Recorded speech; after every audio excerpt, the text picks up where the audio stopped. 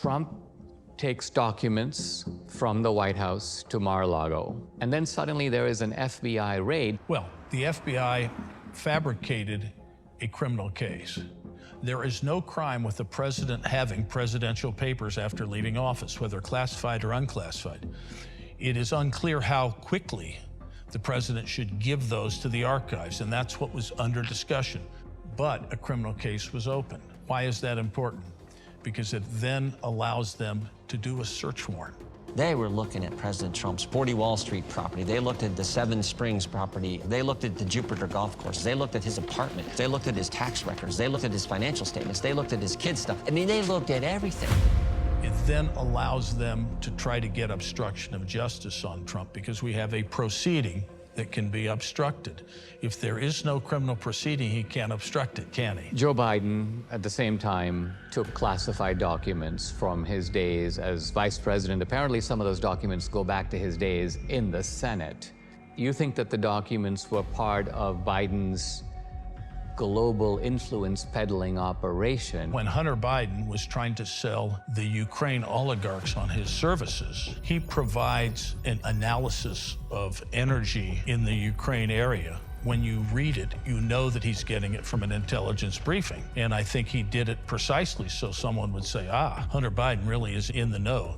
The committee is concerned by the complicated, suspicious network of over 20 companies we have identified the Bidens and their associates used to enrich themselves. How does this family racket operate? Joe Biden himself was not the recipient of these funds. It was offshored. It was given to family members. Tens of millions of dollars that had been funneled to the Bidens from foreign entities in places like China, Ukraine, and Russia.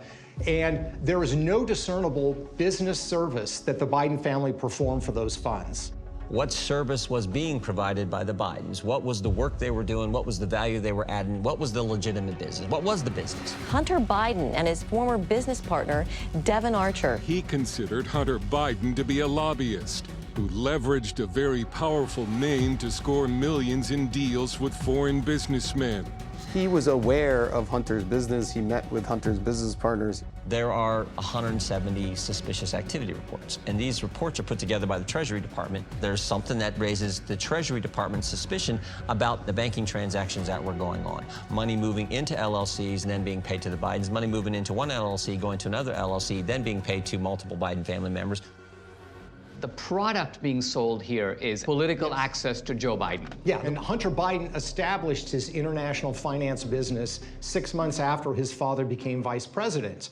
And the two areas where he got the biggest deals in Ukraine and China, those deals only happened, Dinesh, once Joe Biden was explicitly appointed by Barack Obama as the point person for U.S. policy in those countries. This isn't a Hunter Biden scandal because ultimately Hunter is a bag man. Correct. He's really the funnel through which the funds go.